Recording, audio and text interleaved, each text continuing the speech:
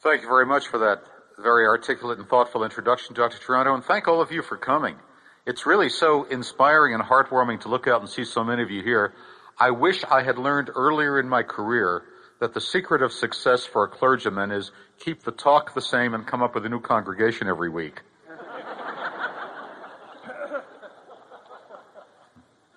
And I'm especially gratified by your invitation to come here to Provo and to Brigham Young University. I've been looking forward to this visit ever since we had fixed the appointment. This is the only place in America where I get to be a Gentile.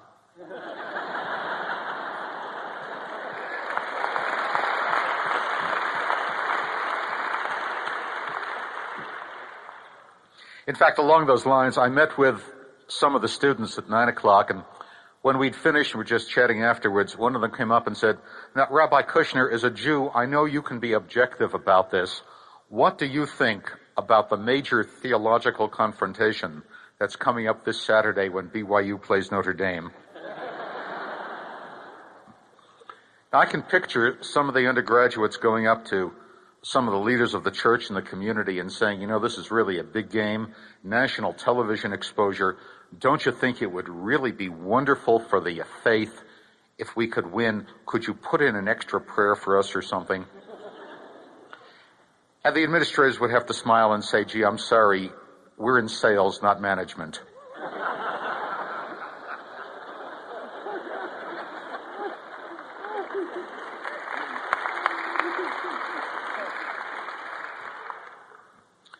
Now, if we're in sales, what is it we're selling? What is it we are really offering people when we make the claim that their lives will be richer and deeper and more satisfying if they're committed to a faith system? What is it that belief in God, belief in religion, involvement with the religious community give a person? My main thesis this morning is a very straightforward one.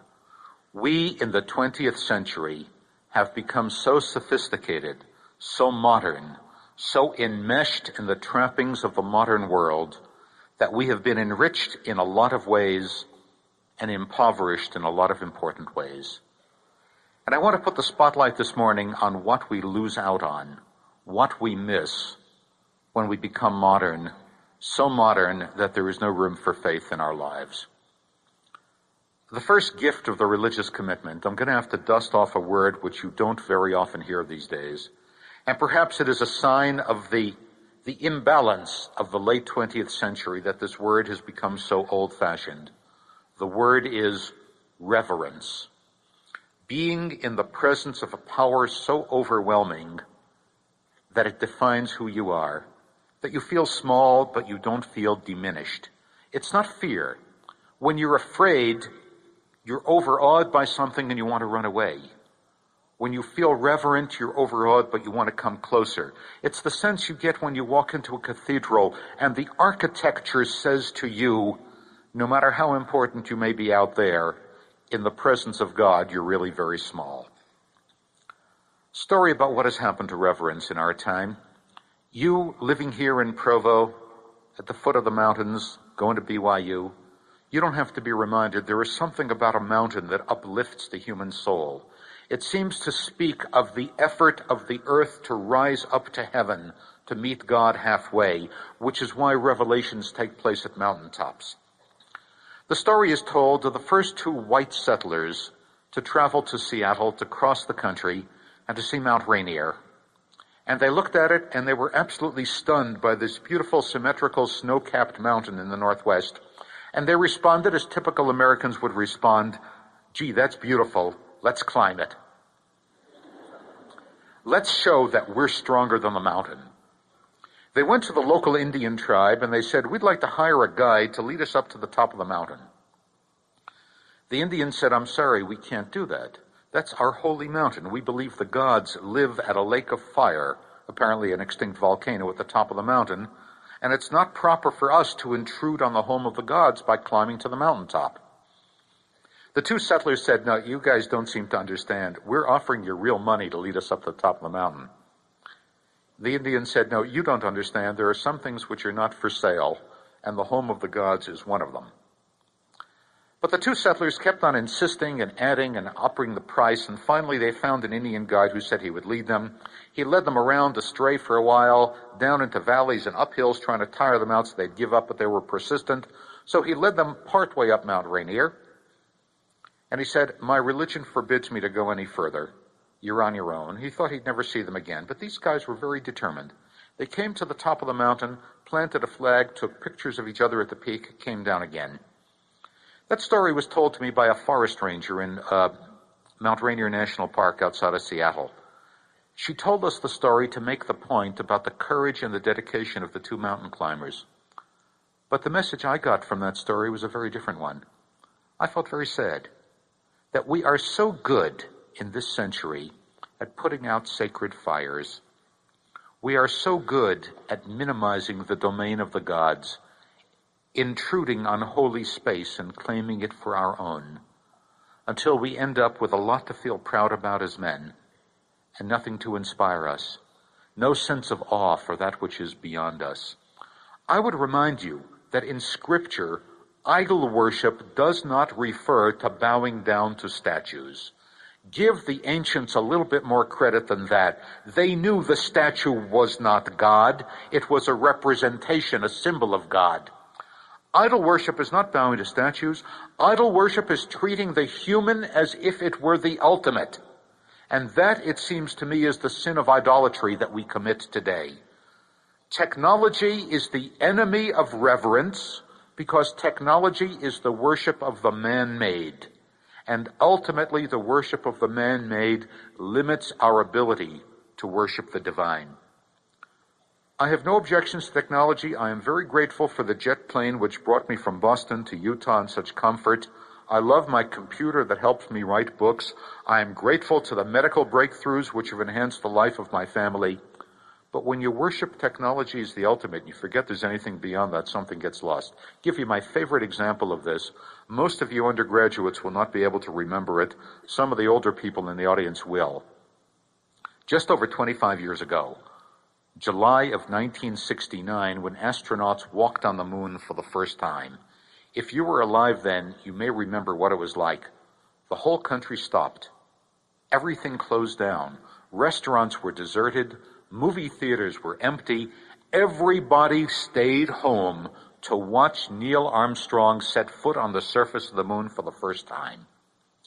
The second time astronauts walked on the moon, we didn't stay home. We said, what time is it going to happen? If I'm back, I'll tune it in. If I miss it, I'll catch it on the news tomorrow. The fourth time astronauts walked on the moon, they had to play a game of simulated lunar golf.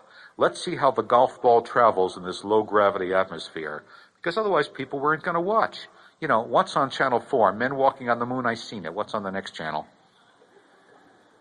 And finally, they had to send, I believe it was a senator from Utah, and then a school teacher from New Hampshire up in rockets, because otherwise nobody was going to pay attention. Now, here was the greatest technological achievement of all time. To send people to the moon, it stupefies the mind. To be able to calculate exactly where the moon would be, to send a rocket 250,000 miles through space to that exact point, to get the astronauts from the mothership onto the lunar landing safely, able to breathe, get them back up to the mothership, return them safely to Earth, an incredible technological achievement. And by the fourth time we saw it, we were bored with it. How often can you look at the mountains around here and not be bored? How long can you sit by the shore of a lake and look out at the water and not feel bored? How frequently can you see a sunset and still be thrilled with it? There is something in the natural world, the God-made world, which knows how to speak to our souls in a way that human technology never can. Technology, because it is the worship of the man-made, can never move us like that. Ultimately, it will bore us. Ultimately, we will grow tired of it. But there is something in us that when we have some free time, we want to go out to the mountains. We want to watch the sunset. We want to sit by the shore and look at the water. Something tells us this defines your place in the universe. It gives us the reassuring message. When we have reached the limits of human power and knowledge, there is a greater power which begins where ours leaves off. so that problems we cannot solve are not insoluble, so that questions we don't have answers to don't have to remain unanswered. This leads me to the second thing we get out of the faith commitment, out of belief in God. When we say in your tradition and in mine that there is only one God, that is not a mathematical statement, it is a moral statement. To affirm that there is one God is not the census report from heaven. We went up to count divine beings, couldn't come up with more than one.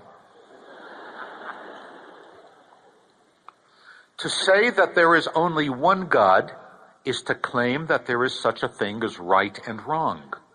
If there are many gods, you can't talk about absolute right and wrong. You remember what it's like in the Iliad during the Trojan War? What one god permits, another god forbids. What one god favors, another god denounces.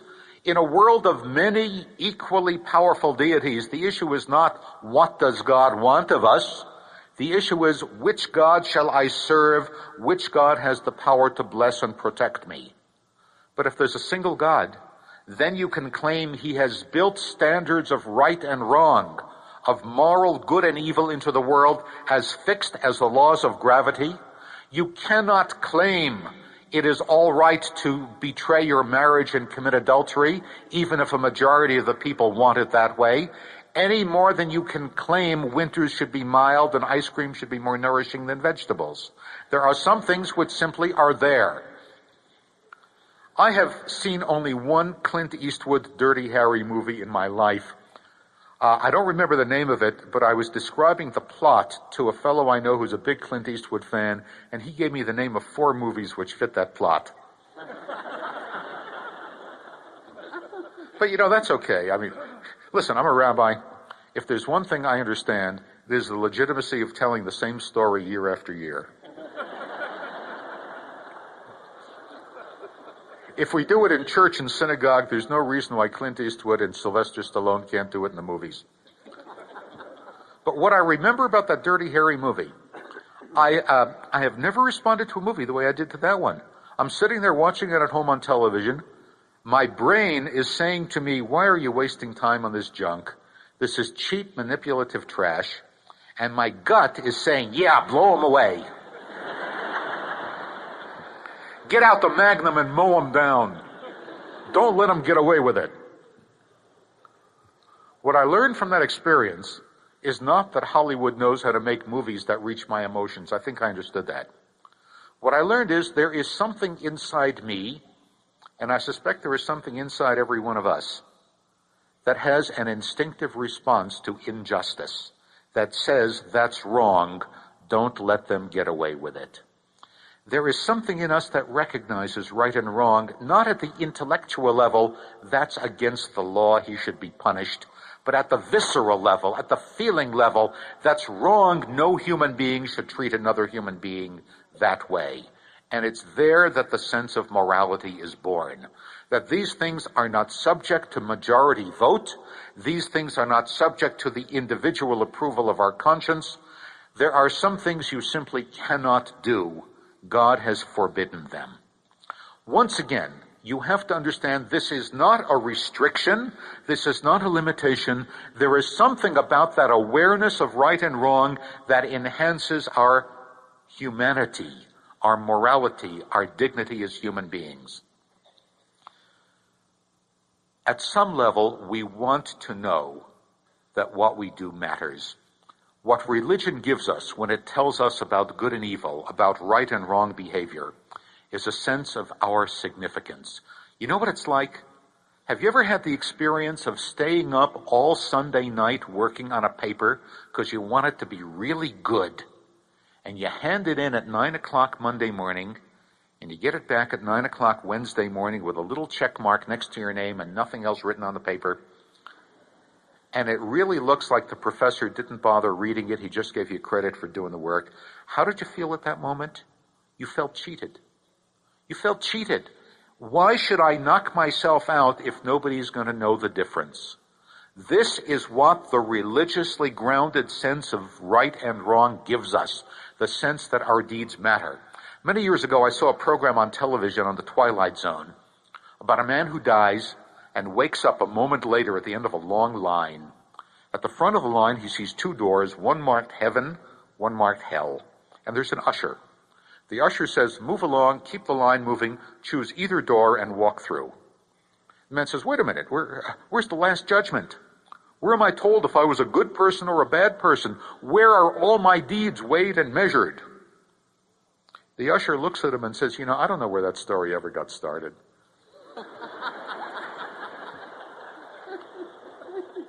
We don't do that here. We've never done that here. We don't have the staff to do that here. I mean, look, you've got 10,000 people showing up every minute. I'm supposed to sit down with everyone and go over his whole life? We never get anywhere. Now, move along. You're holding up the line. Choose either door and walk through. And the man walks through the door marked hell. Do you understand why? Do you know why he did that? I don't think he did it because he thought he was a bad person and deserved to be punished. I think he did it because he felt like a human being and wanted to be judged. We want to be judged. We want to be taken seriously as moral creatures. I'll give you a very down-home example of how this works. I'm a traditional Jew. I observe the biblical dietary laws. There are certain foods I don't eat. I suspect most of you assume I go around all day saying to myself, "Oy, would I love to eat pork chops, but that mean old God won't let me."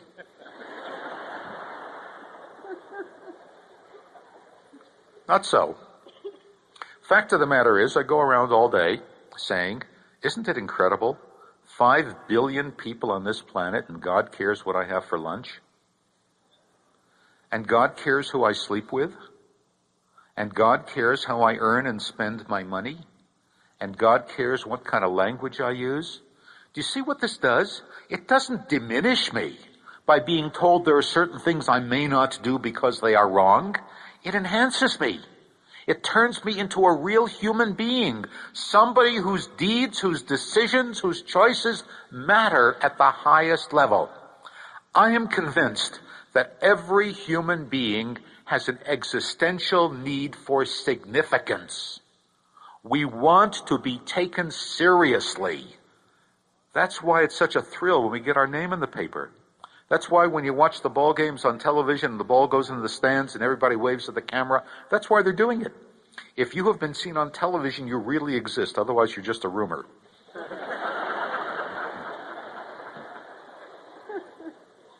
Some years ago, I was invited to be the speaker at the annual meeting of a Jewish organization in Philadelphia. And as part of the publicity, they arranged for me to be interviewed on television on the 6 o'clock news just before the dinner meeting.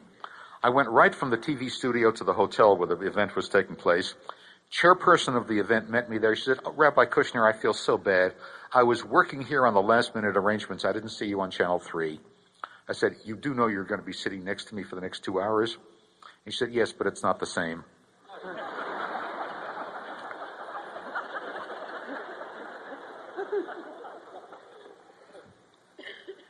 We have this need for significance. We do incredible things. We go into medical research. We write books. We invent new patents to know we matter. We do terrible things. People try to assassinate the president, commit crimes just to know they have an impact on the world. The religious teaching, God cares what you do. There are right ways and wrong ways to live, and they're all taken very seriously. This endows every day, every waking hour of our lives with meaning at the highest level. The third gift of the faith commitment flows from that. If you know that certain things are wrong and you do them anyway, one of the things religion gives you that you cannot get anywhere else, and one of the things that a decent person needs, is what I would call radical forgiveness, a sense of cleansing from the sense of inadequacy, from the knowledge we have not been the people we should be. Some years ago, I was invited to speak at Johns Hopkins Medical Center in Baltimore, Maryland. I was asked to give a talk at noon to the professional staff, the doctors, the nurses, the social workers, and a public lecture in the evening.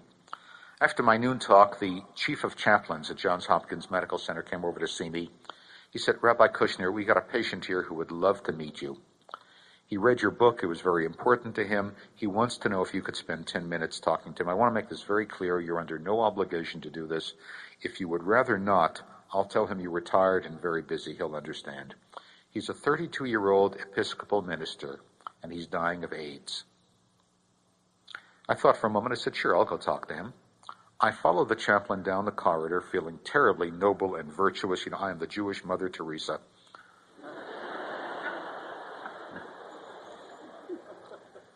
He leads me into this room. I see this frail, emaciated figure in bed, hooked up to these tubes.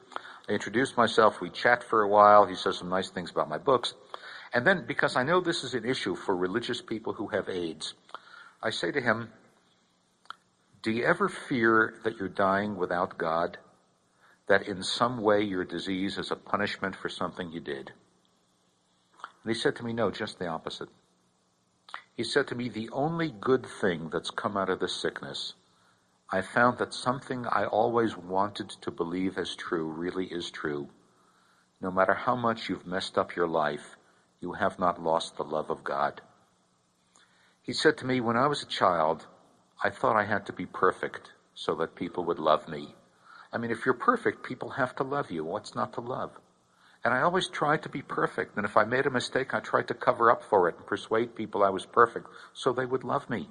I probably went into the clergy so people would think I was perfect and love me for it.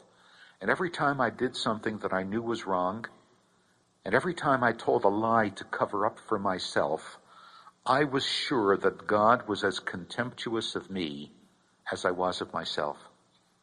But lying here in the hospital with an illness I cannot recover from, I have learned that whatever I think of myself, God thinks better of me. He has not discarded me.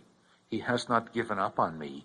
He is present in this hospital room when I'm feeling all alone and scared and terrified. He said to me, I'm going to be getting out of the hospital next week, not because I'm getting better, but because there's nothing else they can do for me and they need the bed for somebody else. I don't know if my congregation will take me back now that they found out I'm gay and I have AIDS and I'm dying. I hope they will. There's one last sermon I have to preach to them. I have to tell them that what I've learned here, that no matter how much you've messed up your life, God still cares about you, that God loves us despite all our failings, that we have to go out and love ourselves and love our families and love our children despite their failings the way God loves us. There is a sense of cleansing. There is a message that you don't have to be perfect. There is the insight that God knows just who we are and loves us anyway. You can't get it from psychiatrists, from therapists. Their grace comes too cheaply. You can't get it from your family. It's very nice that they love you, but you expect them to love you. You need to know that somebody who really knows you in all of your depravity, in all of your imperfection, in all of your deceitfulness and selfishness, knows who you really are and loves you anyway. But what about those of us who don't feel depraved? What about those of us who don't feel really terrible, who, all right, we're not perfect, but run-of-the-mill sorts of mistakes? What does God do for us?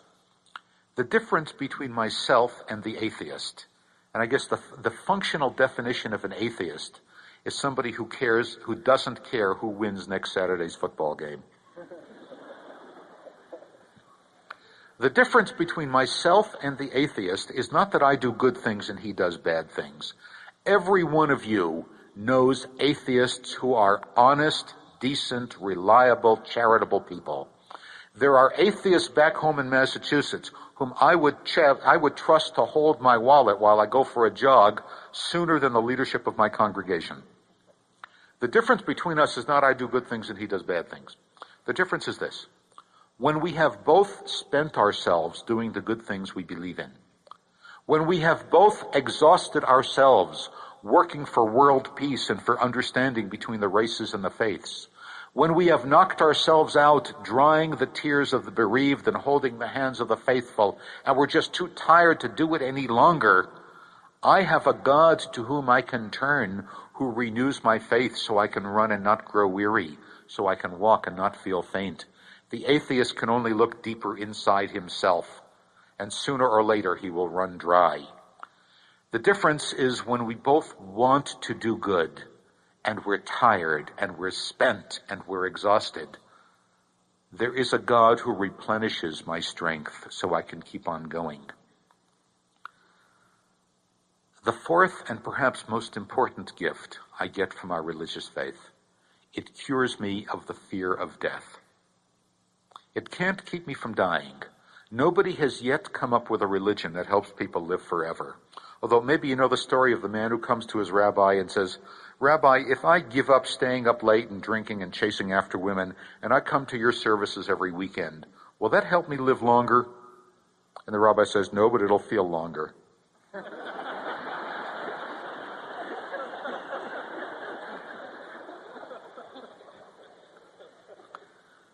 Religion may not help you live longer, but I'm not sure that's the issue. I think, as the author of the 23rd Psalm understood so well, it is not the experience of death, it is the valley of the shadow of death. It's the awareness of our mortality that frightens us, the sense that we're not going to be around forever. I think Americans betray themselves as a fundamentally non-religious people. No matter what we tell the Gallup poll, and no matter what we print and stamp on our coins and bills, we are a fundamentally non-religious people because we are so afraid of dying. If our faith were more secure, death would not frighten us. Oat bran, there's your best example.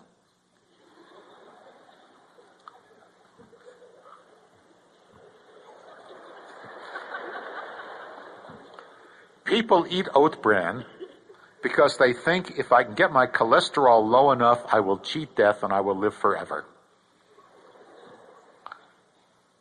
My religion gives me the welcome news that there are easier ways to live forever than eating oat bran.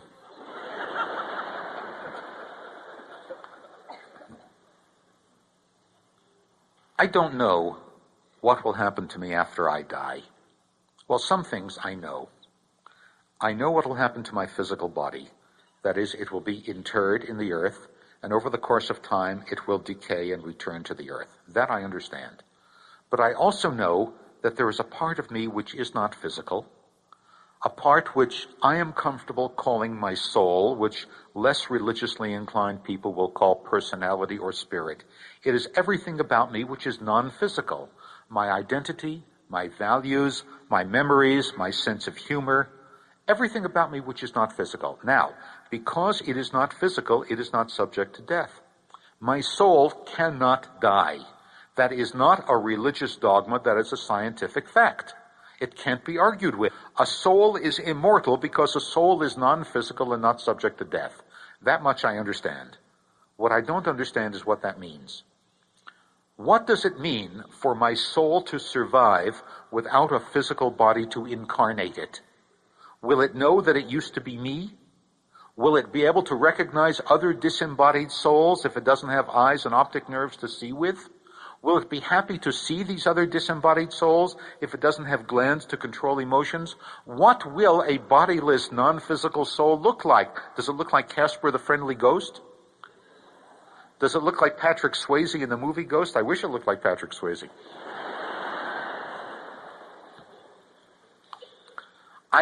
Not only do I not know the answer, I can't even understand the question, what does it feel like for a soul to exist without a body?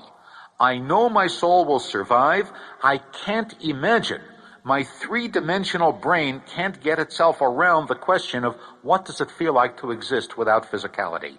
And so I don't think about it, except when I lecture to Christian audiences who ask me the questions about the world to come. What I do instead is I try and find my immortality in this world. I have come to believe that the world to come is not another place, but is another time. The world to come refers not to a different location, but to a different time. Hell is not a place full of fire and brimstone and little red figures with pitchforks. Hell is the understanding that if I was sarcastic to my daughter when she was a little girl, she will be sarcastic to my grandchildren, and it'll be my fault.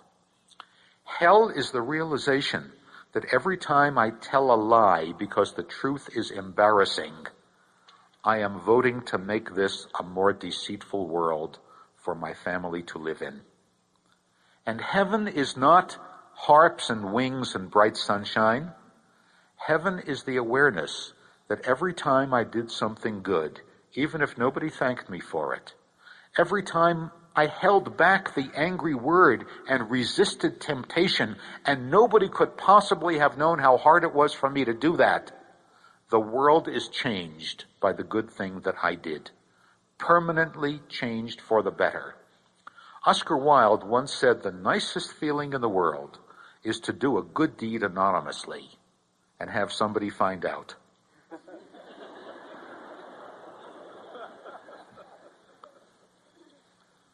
My religious faith tells me that every time I do a good deed anonymously, somebody finds out, and the world is permanently changed by the residue of it. Some years ago, I read a book on liberation theology. Are you familiar with liberation theology? It's a school of thought that originated among Roman Catholics, mostly in Latin America, that says the church should be on the side of the poor and the oppressed, not on the side of the rich and powerful, and for some reason this is very controversial. Anyway, in this book on liberation theology, they tell the story of a young Roman Catholic priest in a certain Central American country who was so outraged by the oppressive nature of the government that he left his church and joined a guerrilla group that were fighting against the government. And one day his band of guerrillas were surrounded by government forces. They were going to be captured and maybe killed. And one of the other guerrillas says to this former priest, "Well, Father, what does your God have to say to us in a situation like this?" And the priest has no answer. But as I read that, it occurred to me, I think I know what the answer is. What God says to people in a situation like that might be, I cannot guarantee that you will survive, and I cannot guarantee that you will win. I can only guarantee that what you're doing will not be in vain, that the world will be a permanently braver and cleaner place because you cared enough about this to put your life on the line for it. I know the tradition among the Latter-day Saints. I know it and I admire it, to spend 2 years in missionary activity. I imagine there's some people here who have done that and some people here who will be doing that. And one thing I want to tell you, you will go out and ring a lot of doorbells and talk to a lot of people, and you may not make many converts. You may come away terribly frustrated. You may feel like a failure. Why did I waste all that time and effort? I want you to know it's not wasted. The world is permanently changed by the things you do along those lines. Faith is strengthened. God is enhanced even if you don't get anybody to sign on because of the example of your caring enough to do that. When a young man out of the Mormon church, a Trevor Maddock or a Sean Bradley who has a career in professional athletics, spends 2 years of his very limited playing span in missionary activity and wonders, is he making a mistake? I want him and everyone else to know he's not. That the world is permanently cleansed and strengthened by a gesture like that. I want to conclude with 2 stories. The first comes out of the classic South American novel 100 Years of Solitude by the Colombian author Gabriel Garcia Marquez. It's a fantastic, weird book, and at one chapter of no, I say that as a compliment. I think Marquez would be pleased to hear Garcia Marquez would be pleased to hear his book described that way. In one chapter of the book, he tells the following weird story. There was a small town afflicted by a mysterious ailment, a kind of a contagious Alzheimer's disease, where people lose their memory. They forget. They forget the names of the people around them. They forget the names of everyday objects. One young man, unaffected by the disease, tries to forestall its effects. He goes around labeling everything. This is a table. This is a window.